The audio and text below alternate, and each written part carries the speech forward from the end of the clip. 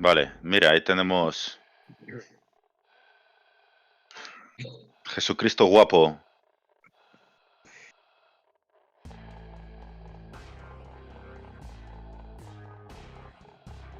¿Sabéis lo que ha pasado en realidad?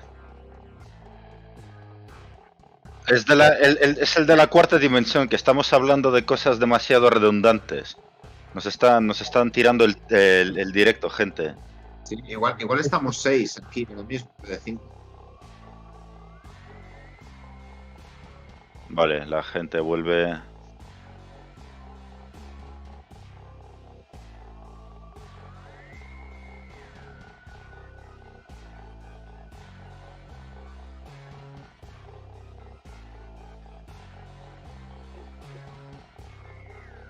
¿Qué, ¿se te ha vuelto a caer o qué? A ver, No, bueno, pues. hemos vuelto otra vez. Vale, ya ha vuelto esto. Vale, mil disculpas, gente, mil disculpas. Vale, sí, ahora ya parece que hemos vuelto otra vez. Mil disculpas, cosas del directo. Nos han tirado. Creo que todo esto es. Son los Illuminatis que nos han tirado el canal. La cuarta eh, dimensión. Date cuenta que no, es que No, no está- sé justamente dónde Había dicho lo de los apóstoles y estaba comentando Antón, bueno, quiso intervenir. Yo decía eso, que los o sea, lo que son los escritos de los apóstoles hablan de ese vaso, efectivamente, y lo que te iba a decir es que quien santifica las cosas al final es la Iglesia. Jesús en ningún momento habla de santos o de mártires, es la propia Iglesia quien a posteriori marca todo esto, ¿vale? Entonces, Sí. en los escritos de los apóstoles se habla de ese vaso que utilizó Jesús en la última cena, que era su copa, con la que él bebía, y en un momento determinado de esa liturgia o de ese rito, de esa reunión, vamos a decir, él dice: tomad y bebed todos de él, porque esta es mi sangre. Y es cuando beben, como decía el profesor Ferrer, voy a nombrarte así, porque ya eres el profesor Ferrer, pues como decía que todos los allí presentes pues bebían de esta supuesta sangre de Cristo, ¿no? Que era, si no me equivoco, era vino. Pero bueno, a lo que voy es que sí que se habla, en los apócrifos se dice incluso que José de Arimatea se lo lleva, saca muchas reliquias, o varias reliquias, vamos a decir, entre ellas el sudario y el Santo Grial. El Santo Grial lo lleva a lo que en aquel momento era Birmania, o lo que conocemos ahora como Inglaterra, lo saca de Jerusalén. Pero estamos hablando de relatos bíblicos, de texto bíblico. No es, vamos a decir, no es... Me gusta mucho la puntualización que has hecho sobre todo el tema del santificar, ¿vale? Del llamarlo Sí, Claro, santo. es que pero al final quien dice si algo es santo, sea una persona, un mártir, por lo que se convierte en santo, o un objeto que haya tocado pues la persona de Jesús, es la propia Iglesia. Entonces, sí, obviamente, pero hay en una. aquellos Perdona, escritos no va a Edu. aparecer nada como el Santo Grial. Aparecerá como la copa de Cristo en la que bebieron todos los discípulos, y luego a posteriori es la Iglesia quien nombra este vaso o esta copa o este cáliz como santo, como el No, Santo Grial. es que tampoco lo es así. Es que tampoco lo es así. Lo que se nombra en la Biblia, lo que se nombra en el canon como tal, es que hubo un vaso sin más, pero no se le atribuye Claro, ningún poder mágico. claro, es que es la Iglesia quien lo Esa hace es la a cosa. No, no, la posteriori. iglesia, no, la iglesia tampoco le atribuye ningún poder mágico a ese vaso. No poder Eso es, mágico, pero es quien dice que es el vaso de Cristo y por ya, eso es un santo. ya, Uno pero santo. precisamente lo que es el Santo Grial lo convierten en santo y en Grial, en esa copa que se supone que da la vida eterna, que cura las enfermedades, para nada se la da la iglesia. Eso precisamente se lo No. dan. Esos son, Hmm. sí, sé Todo lo que esto se lo quieres decir. atribuyen los relatos, la Las literatura artúrica, que se leyendas. llama las novelas artúricas, que precisamente nacen Efectivamente, en el pero bueno, siglo XII. Y es a partir de ahí donde empieza a forjarse toda esta toda esta leyenda del Santo Grial, de ese objeto mágico que persiguen Ujú. todos y que quieren Sí, encontrar todos. para la Pero iglesia es el cáliz de Cristo. Yo quiero puntualizar que es verdad que ahí tiene razón Edu, que, o sea, el tema de lo que viene siendo el nombre del nombre, o sea, el Santo Grial, es algo que viene de la iglesia, o sea, porque es lo que decía él, o sea, en la época de Jesucristo no nombró a nadie santo, ni nombró a nadie mártir, ni nada. O sea, Pero sí es verdad que lo que dice Antón, o sea, la iglesia se apropia, ¿no? Vamos, bueno, tampoco voy a entrar en temas. Sí, no, correcto, se apropia mucho como de se las... apropia, como se apropia Sí, de sí, las sí, como plantas, siempre, cosas Y es así. verdad eso que no con se las puede novelas artúricas, con las leyendas, es como mencionan, bueno, o como atribuyen poderes mágicos, o como atribuyen poderes, pues eso, de revivir, de sanar, de vida eterna y demás, es a través de estas leyendas artúricas. Y luego, lo que sí es así es que es la iglesia quien dice que un mártir se convierte en santo, lo santifican, por unos hechos que ha sufrido, que ha acaecido en una persona, y lo considera que se ha convertido o que se ha santificado. Sí, eso sí. Y entonces, un poco a raíz de las novelas artúricas, como bien decías, Antón, que le atribuyen poderes místicos, mágicos, paranormales, la iglesia entiendo que también se apropia de este acuñamiento, de esta santificación de un vaso que al final para la iglesia es el cáliz de Cristo, es el vaso donde él bebió y donde dio a beber a sus discípulos en la última cena, en este ritual, en este rito. Pues un poco haciéndoles realmente hay yo lo que entiendo, en esta última cena lo que hace es como hacerles el legado de trasladar su palabra. En ese acto de beber de esa sangre de Cristo, es el hecho de decir como que parte de mí va a estar dentro de vosotros, vosotros sois portadores del evangelio, de la palabra, pues eso, del cristianismo, porque hasta aquel momento eran gnósticos. De hecho Cristo era gnóstico, o sea, el gnosticismo, y luego ya surge el catolicismo y demás. Y un poco yo creo que ese rito va un poquito en ese. Sí, pero precisamente lo que importa ahí es precisamente lo que sería el vino, que representa su sangre. Pero el vaso como tal, importancia no tiene ninguna importancia mágica. Sí, luego con el tiempo se le dio importancia, ha bebido de este vaso y ha dormido en esta cama, y estos son los clavos del Cristo, y este es el madero en el que se le clavó. Pero, por ejemplo, a la misma cruz ni se le apropia, no se le da ningún poder especial, ni a los clavos, ni al sudario de Turín, ni al paño este que se encuentra en la Catedral de Oviedo tampoco. O sea, están ahí. Ya viene la censura. No sé, Rodrigo, si quieres tú también aportar la algo, que te veo ahí, creo que impaciente por querer decir algo. Vamos un segundito, quería cortar, ahora te dejo hablar, Rodri, perdóname. Vamos a centrarnos ahora, vamos a dejarnos de mitos, de leyendas, vamos a centrarnos en el arqueológicamente, en el objeto como tal, ¿vale? Vamos a centrarnos en el objeto como tal, como pieza arqueológica, y vamos a abrir el melón importante de este programa, y por lo cual pues tenemos efectivamente con nosotros al profesor Ferrer. Antes de nada, quiero un poquito leer un poquito el chat para introducir este tema del cual vamos a hablar ahora, que es yo creo el epicentro del programa, en el cual pues bueno, la purga, ¿vale? Ya nos empieza a hacer un pequeño spoiler, en el cual dice que una mosca en el cáliz de Doña Urraca prueba que es el Santo Grial. La esquina fue arrancada por una gumia de doble filo por Bani y Asbuad, el jefe de la expedición que trajo a León la copa de la última cena en el año 1055. Esto hablamos ya de teorías, ya empezamos a meternos un poco en debate, que ahora ya te digo, ahora va a entrar el profesor Ferrer y nos va a contar un poquito todo, ya que él sabe bastante más que nosotros. Hay mucho fraude científico, comentan, dice la copa evolucionó, lógicamente. Gabarrino Zacardo, creo que es el más sabio, porque dice que veamos Indiana Jones y la última cruzada. Bien. Es la que más credibilidad tiene, ¿vale? ¿Quién se cree que la copa fue como, o sea, que la copa fue como es hoy en día? No, lógicamente esto habrá tenido que evolucionar. Otra versión era un plato hexagonal. Luego también comenta la purga, que es el Santo Catino de Génova, trasladado tras la primera cruzada a Italia.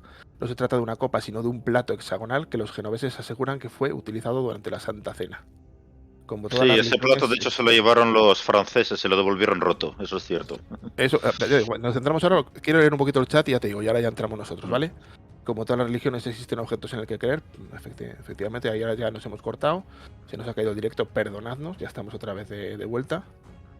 Dice la purga que hay que hacer análisis de la pintura, la purga más, o sea, fíjate que te dije que tenías que entrar hoy en directo, no has querido entrar y estás participando más casi tú que nosotros. Creo que deberíamos de hacerle el vacío a la purga por no haber querido entrar y que no nos... No, hombre, vamos a leerle, hombre. Vamos a leerle año 33 después de Cris, que bueno, año 33 después de Cris, a 1940. Claro. No dio tiempo a la imaginación para retratar el Santo Grial, que fue la... Uf, que tenemos aquí mucha para leer, que fue la primera pintura que se conoce en la Última Cena. Maricuín, buenas noches. A nivel histórico, artístico y filosófico, Antón se agarra a lo pragmático y bibliográfico. Es lo que estábamos hablando. Yo quiero hablar un poco con el objeto arqueológico. Dice M. Rubencil que el cáliz no es ni Arma Christi, es un cuento montado en la reforma del siglo X, en la desaparición del viejo rito romano, por uno nuevo que iba acompañado de toda una parafernalia de instrumentos. Por otro lado, se quiso montar como una reliquia para ser un punto importante en el Camino de Santiago. Dice la purga, esto dura más que los anuncios de Telecinco, ya te digo yo. Perdón por la caída. Y ahora sí que sí. Profesor Ferrer, cuéntanos un poquito el tema de los griales, ¿vale? Aquí en España tenemos dos griales. Está el de Valencia y el de León. Y yo creo que sobre el de León tienes mucho que contarnos, ¿verdad? Sí, sobre todo que yo creo que lo más importante que tenemos que tener en cuenta con el tema del Grial de León son dos cosas. En primer lugar, que por lo menos con las teorías históricas y arqueológicas que tenemos sobre la mesa, no es cuestión de certificar que sea tal cual el Grial, sino lo que en el siglo X-XI se consideraba que era el Grial, ¿vale? Yo creo que esto, porque claro, si partimos de la base de, mira, yo no creo en Jesucristo, no creo en Dios, no creo en la Biblia, no creo en el Grial, pues mira, pues entonces apagamos y nos ponemos a ver un resumen del Sporting Zaragoza. Entonces, tenemos que partir de esa primera base.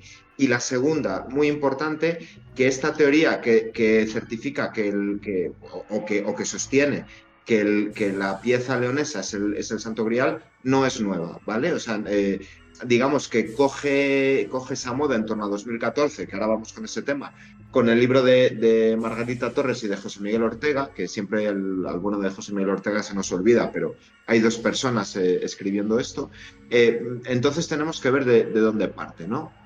Y es que el primero que pone esta teoría sobre la mesa es en 1964 Antonio Viñayo, que es un personaje muy importante para la historia de León. Fue abad de San Isidoro. Pensad que el Grial está guardado en San Isidoro, y él es el primero que pone sobre la mesa la teoría de que si comparamos la pieza de Valencia y la pieza de León, hay más posibilidades de que la de León tenga un origen más cercano a lo que sería pues, el siglo I y a lo que sería un poco la teoría del Grial, ¿no?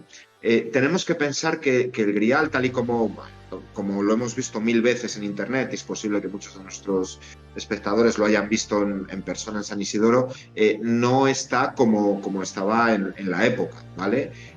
Antes comentabais lo de la peli de Indiana Jones. Quizás lo único realmente cierto de esa película es que si de verdad hubo ese Santo Grial, probablemente tenía el aspecto de esa película, ¿no? Una copa de madera. ¿Qué pasa? Que la teoría que pone Viñayo sobre la mesa es que se pone de moda engarzar y reformar artilugios de época romana. Entonces, ¿qué pasa? Pues que ahí tendríamos una copa o un objeto de la forma que fuera, que se le ponen añadidos, ¿no? Pues la placa de onix, las incrustaciones de diamantes, todo eso que viene de después. Entonces, Viñayo tiene esa teoría, ¿no? Que aun sumando todas esas piezas, es muy probable que sea esa. ¿Qué pinta en León? Y aquí es donde hay una parte que sí que es histórica y esta es real. Bueno, pues que fuera un tributo del rey de la taifa de Denia, que en su momento hace una aportación al califato de Egipto, ¿no? Tenemos que pensar que siempre, bueno, no siempre, pero casi siempre el mundo musulmán, los imperios que ha habido, porque si cogemos la historia del imperio musulmán, ha habido uno, pero luego se divide en varios, pues están en contacto entre ellos. Y tenemos que pensar otra cosa, que es que los pueblos nunca viven de espaldas los unos de los otros, y el Mediterráneo es un mar conectado. Es decir, nosotros podemos pensar, bueno, Egipto en el siglo X existe conexión, ¿vale? Porque existe mucho antes y va a existir después. Esas piezas llegan a la zona de Valencia, ¿no? Es decir, ese califa de lo que sería la zona de Egipto, que en sus dominios incluiría Jerusalén, ¿vale? Entonces aquí ya vamos viendo cómo las piezas van encajando, envía una serie de objetos, vamos a llamarlo así, que llegan a la península ibérica.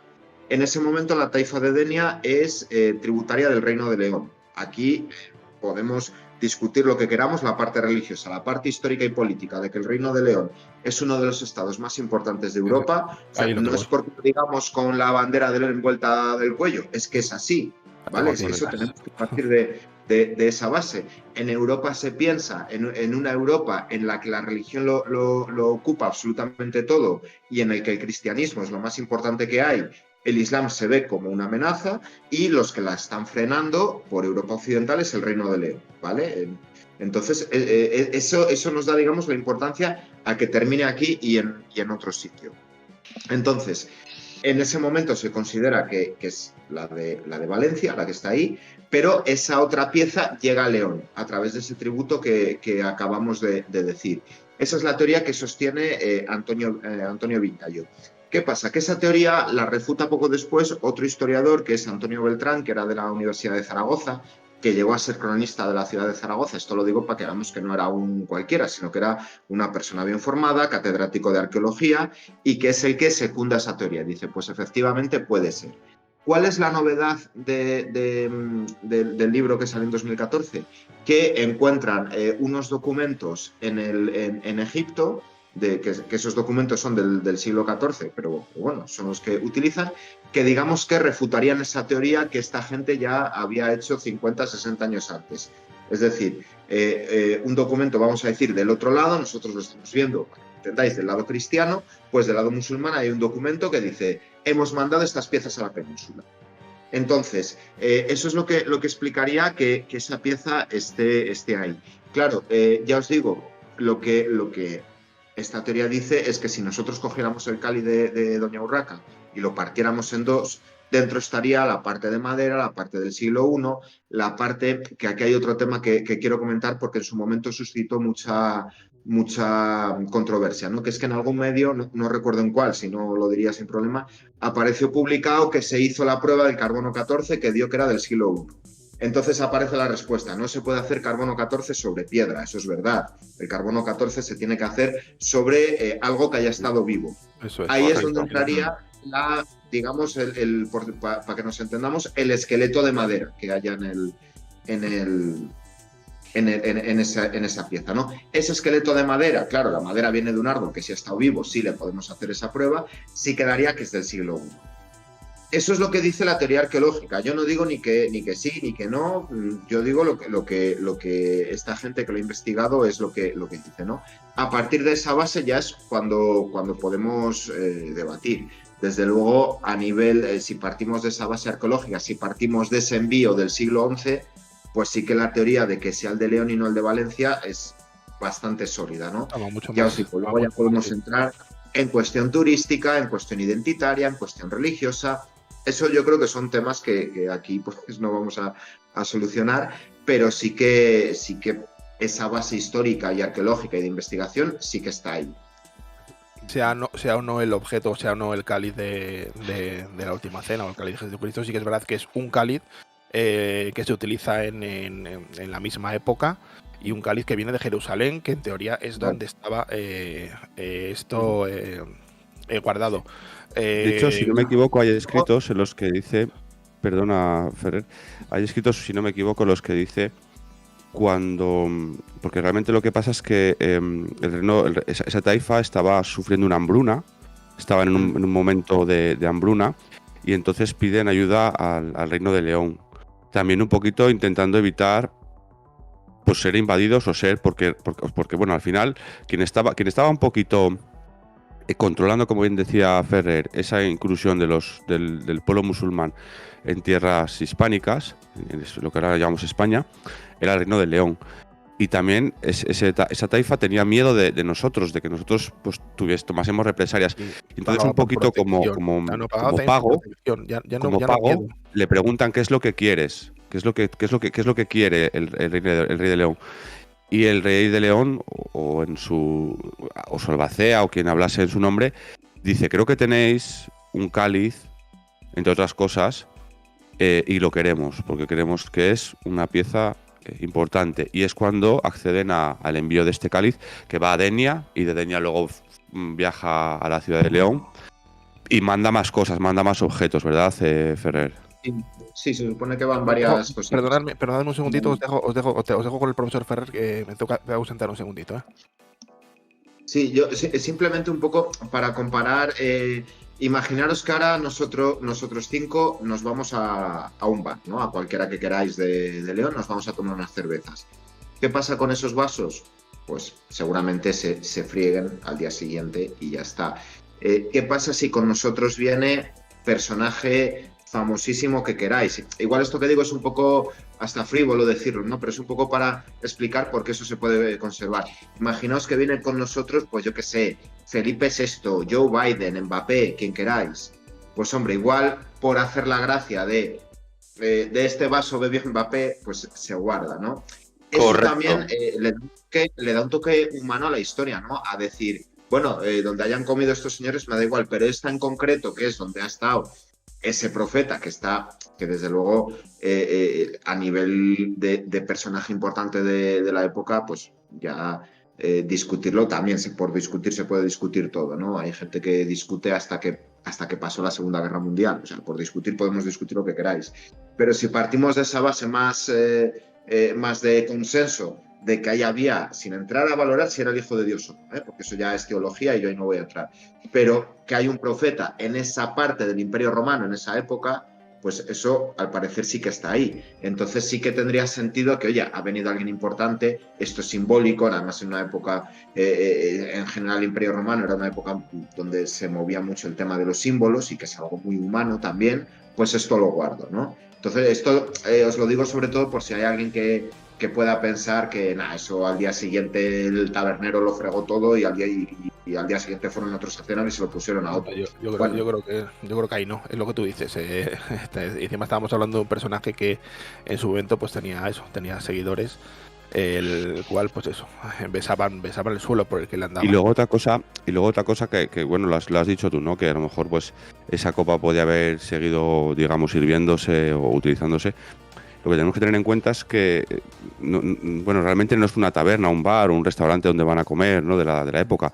Es una propiedad de José de Arimatea, ferviente seguidor de Jesús, claro. ¿De acuerdo? Con más motivos, y encima es un sitio privado, pues que digas, viene esta persona a la que yo sigo, lo guardo. Claro, es que vamos pensar que, perdón Ricardo, sí, pensar pero... que... Un segundito, dejadme un segundito, es muy rápido. Guille, ¿podemos lanzar una encuesta? Podemos hacer una encuesta al público después de lo que hemos escuchado del profesor Ferrer, de Edu y también lo que ha comentado Antón. Vamos a lanzar una encuesta a ver qué opina el público. ¿Opináis que el Santo Grial está en León o está en Valencia? Continúa, Edu. ¿O es el plato que rompieron los franceses? O es la taza que tengo yo aquí en mi casa. La taza de Star Wars que tiene Antón. Correcto, fue... Mira, ahí está. El vaso de Ferrer. Es que a ver, el tema de este vaso... Sí, este es el vaso de Satanás, seguro, el que tiene Ricardo, pero bueno. Sí, es el cáliz maldito de Satán. No, pero a ver, lo que dice el estudio es que hay un cáliz que está aquí en León, que está, ojo, que está datado del siglo I. Jesucristo murió en el año 33. Siglo I es hasta el año 100. Ese cáliz se podría haber fabricado en el año 100 incluso. Y sigue siendo del siglo I. Correcto. Es que, a ver, ese vaso puede ser de Jesucristo, de Poncio Pilatos, del vecino del Quinto, una falsificación. Es que la simplemente incluso... Perdón, Antón, no vale, ¿sabes? Porque tú tiras para casa, tú barres para casa. ¿Hay algún cáliz en Rusia? No, de ahí no, ahí todavía la gente eran paganos. Ahí todavía no existía el cristianismo. El cristianismo llegó a Rusia en el 1100 y algo, o sea, ojito. Los rusos. Pero bueno, pero que hasta incluso puede ser un cáliz que se haya fabricado ni siquiera en Jerusalén, que haya sido de otro sitio, que haya acabado ahí, que alguien haya dicho esto, bebió este melenudo de él y ala, y a correr. Ojo, claro, simplemente lo que sabemos es que en León hay un cáliz que tiene 2000 años, nada más. Nada más. Es lo único que podemos demostrar. No, y que ha sido un tributo de uno de los reinos de taifas que estaba que en su poder tenían Jerusalén. Bueno, ¿y tú crees que a ese rey en su momento no se la podrían haber colado tampoco? ¿Quién se la cuela? Pues otro cualquiera que le dijo que es de Jesucristo. Es que igual, a ver, la gente sigue siendo gente hace 2000 años y ahora, y hace 1000. Esto se lo podrían, la bola se la podrían haber colado a cualquier persona. Nuestra, o sea, de engañar hubiéramos engañado a nosotros. Sin entrar a si eso no es, ¿de acuerdo? Desde luego, históricamente, con la información que ha aportado Ferrer y que es constatable por escritos históricos, porque yo me he remitido a escritos bíblicos, ¿vale? Es el que más posibilidades tendría. Exacto, pero tampoco demuestra nada como tal de que lo sea. Simplemente quiero hacer un pensamiento en voz alta. Si partimos de que esta cena se realiza en un entorno privado, que quien cede este espacio es uno de sus más fervientes seguidores, con el aprecio, con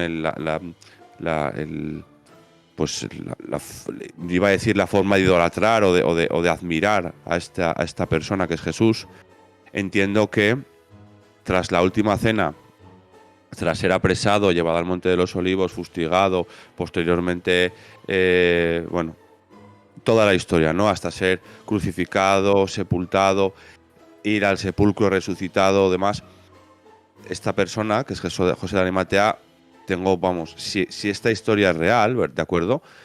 Tengo por seguro que esta persona conservó esa copa a buen recaudo y dijo, o sea, esto es oro. Pero no oro de venderlo, sino oro de conservarlo, de que llegue, de que trascienda a la historia. Que sí. Siempre que esa persona la haya conservado y haya pensado todo lo que estás diciendo. Ojo. Claro. Si juntamos estas dos explicaciones que daba, que es por un lado, que es el que más posibilidades tendría, y por otro lado, que la persona que ofrece su espacio, seguramente su cubertería, su vajilla, vamos a decir, ¿no? Todo su homenaje, esta persona tuvo que conservarlo, tuvo que guardarlo, tuvo que ponerlo a buen recaudo en Jerusalén. Posteriormente son estos quienes se apropian de él, quien luego por la historia se ve que lo dan a la ciudad de León, bueno, a Denia, pero al rey de León por ende, y que finalmente llegara aquí a la ciudad de León, al reino de León en aquel momento. Es un pensamiento en voz alta, como digo, teniendo en cuenta estas dos. Correcto, pero aún así. Un segundo, en Antón, realidad, antes de que respondas a. Perdón, antes de que le respondas a Eduardo, no he querido cortar la exposición. Quería dar las gracias porque creo que estamos abusando un poquito de la presencia del profesor Ferrer y creo que mañana tiene cositas que hacer.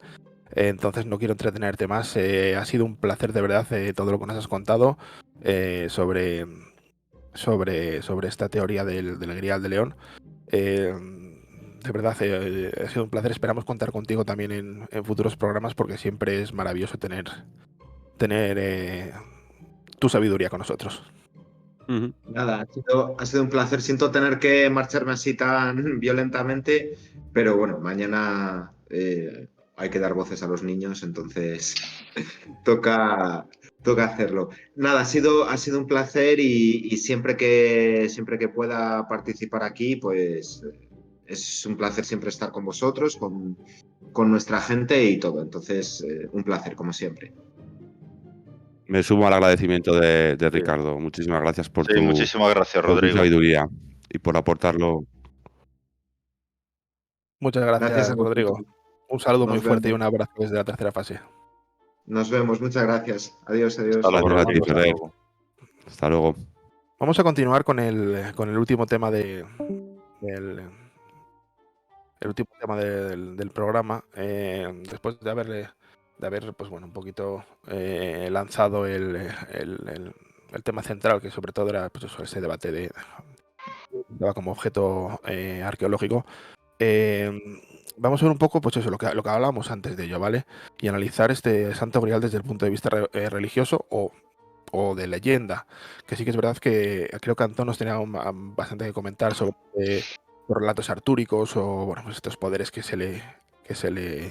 Claro, correcto, porque es que hay que volver al tema de los relatos artúricos que, por ejemplo, a mí personalmente, ojo, personalmente, a mí tampoco me encaja mucho con el tema del Santo Grial aquí en León, porque la primera persona que oficialmente ha escrito sobre el Santo Grial, porque, ojo, estaban los relatos artúricos, hay que entenderlo, antes del siglo XII ya existían los relatos artúricos, pero claro, eran historias que se contaba la gente de boca en boca. Pero la primera persona que ha escrito obras de ficción sobre el rey Arturo, y voy a leer lo de la chuleta, perdonadme porque me cuesta mucho recordar los nombres, era Chrétien de Troyes. ¿Qué francés? Era, ¿Qué francés? Pareces agricultor sí, era de los que nos francés. importan las autovías. Y era bueno, una persona que nació en torno a 1130. Y esa persona, pues, era una persona culta, era traductor del latín, traducía el francés y también era escritor. Y empezó a escribir, pues, relatos, o sea, obras artúricas a partir de 1170. Y la primera, o sea, bueno, la obra más importante que ha escrito sobre el Grial, que ya en la que nombra el Grial como tal, como Grial, fue escrita entre el 1181 y 1190. Es una obra que está inacabada y esa obra se llama Perceval o el cuento del Grial. Y ahí es donde él cuenta el personaje, que es Perceval, que es uno de los caballeros del En la mesa del redonda. rey Arturo de la Mesa Redonda, correcto. Es invitado por el rey pescador y en la cena del rey pescador, cuando llevan toda la comida, pues ve un paje que lleva la lanza del destino, la punta de la lanza del destino en la que emana una gota de sangre. También se lleva una bandeja en la que se sirve la carne y también se lleva el cáliz, el grial. Ahí es donde se nombra por primera vez. Y luego más adelante en ese libro se cuenta que ya el cáliz tiene poderes especiales y que con ese cáliz dan de comer al padre del rey pescador, que lleva alimentándose así, que lo único que come de este cáliz, le dan una hostia. O sea, le alimentan a base de hostias, nunca mejor dicho, durante 12 años. y es lo único de lo que se alimenta ese personaje. O sea, y ahí es donde se dice que el cáliz da pues poderes mágicos o especiales pues al alimento que puede llevar dentro. Sí, Luego ya más hablamos ya del mito, de la leyenda. claro, es donde empieza a nacer lo que es el mito, con este libro. Es donde empieza a nacer como tal. Luego hay otros 4 autores más que también lo nombran el Grial. Uno de ellos muy importante, que ya es en el siglo XIII, que es alemán, voy a leer el nombre también, Wolfram von Esquebach, que recrea también el libro de Perceval, pero ahí añade cosas un poco, habla ya pues sobre una orden secreta que se llama Templés, que está evidentemente ya un poco inspirado en los templarios, pero la única diferencia respecto a los templarios es que en este caso no es una orden eclesiástica y también pues permite la entrada a las mujeres. Eso es muy importante. Y luego, bueno, pues... Perdona, un segundito, Antón, perdona un segundito. Sí, sí. Simplemente quiero animar al chat a que vote la encuesta, que ya la tenemos puesta y todavía no ha habido ni una votación.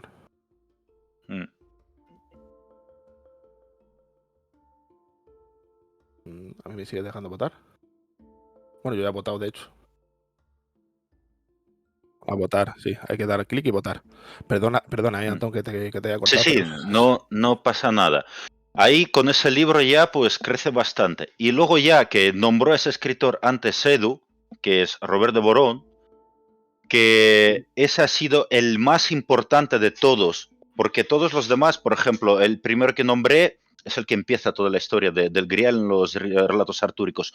Otros han ido añadiendo, pero el más importante de todos ha sido Robert de Borón, en la que escribe un libro que se llama precisamente José de Arimatea y que cuenta la historia de José de Arimatea. Y lo que cuenta ahí es que, bueno, todo lo que hemos hablado de él, pero lo más importante es que José de Arimatea en ese libro es encarcelado. Se le aparece ahí también Jesucristo, no sé si cómo se le aparece, en forma de fantasma o en la cara de una tostada, no sé, tiene muchas formas de aparecerse.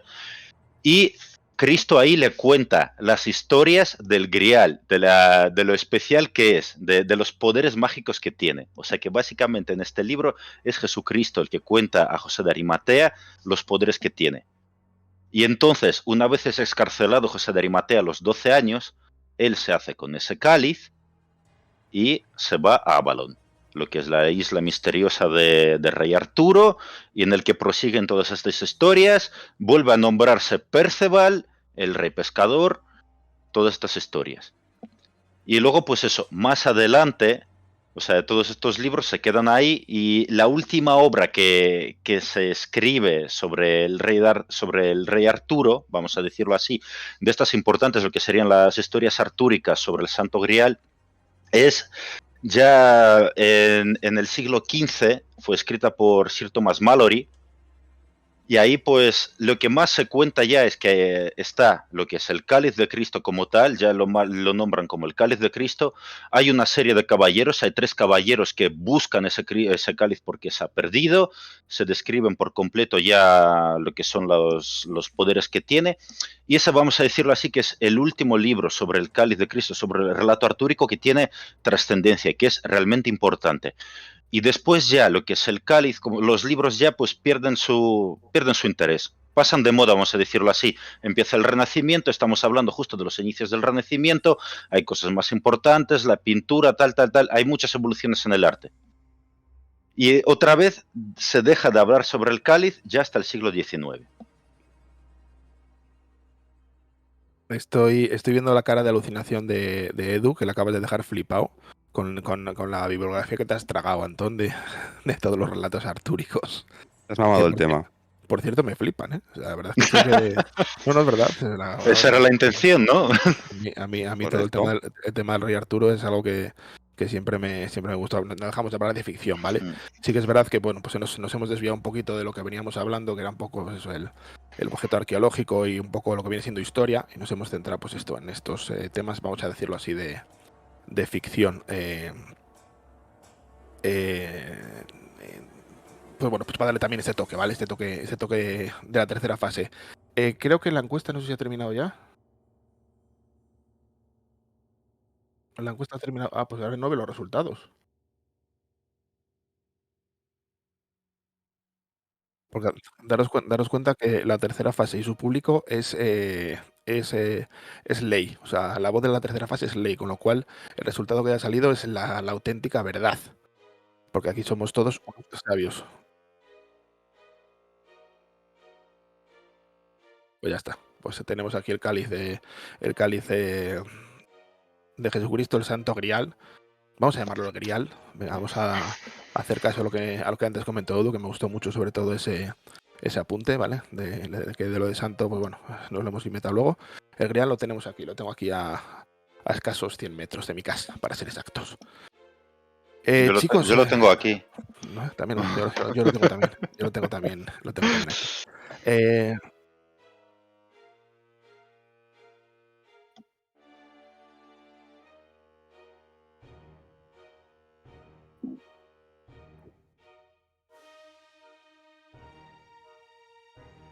Bueno, eso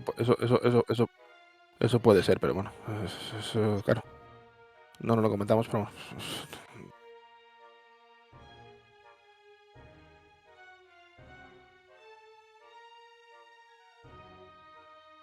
chicos, ha sido un programazo hoy y por lo menos a mí yo he disfrutado muchísimo con este tema. No sé vosotros, he disfrutado muchísimo con la realización. Dicen que Guillermo está en mute.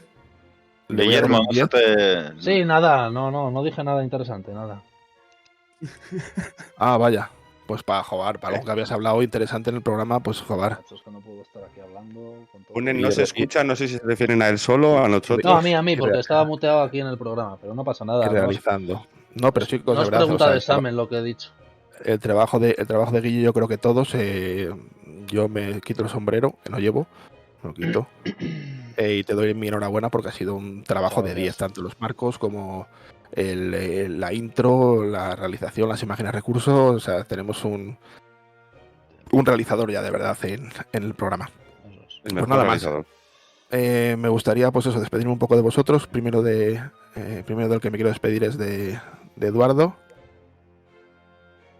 Pues nada, agradecer a Ferrer, aunque se lo he dicho antes, y a todos vosotros, Antón, por el trabajazo que ha hecho de información, a Guille por la realización, trabajo, como sí. siempre, a ti presentando el programa, y No a te he todos cortado. vosotros por estar ahí otro día no te he más. cortado casi, ¿eh? ¿Cómo? Hoy no te he cortado casi. La acabas de cortar.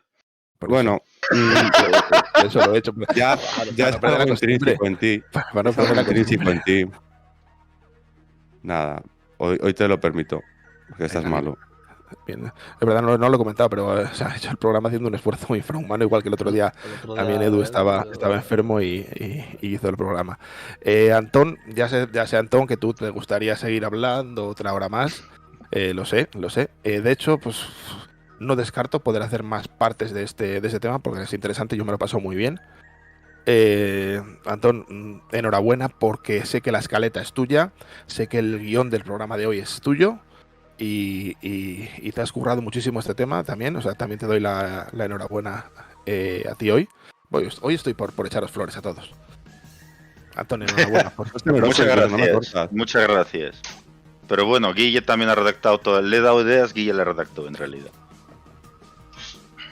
Y nada, y yo, eso ya. Y Guillermo, que Bueno, ya le. pues nada.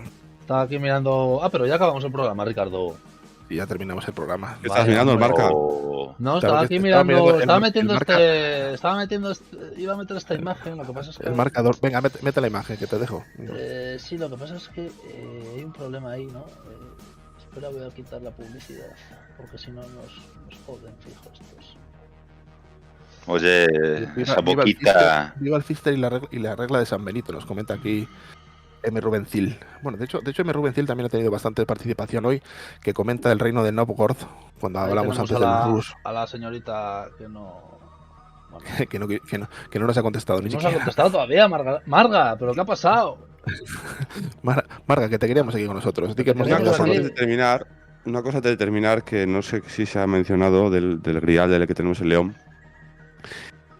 Bueno, lo estamos viendo ahora, que tiene bueno, esa orfebrería, todo ese oro son las joyas de Urraca.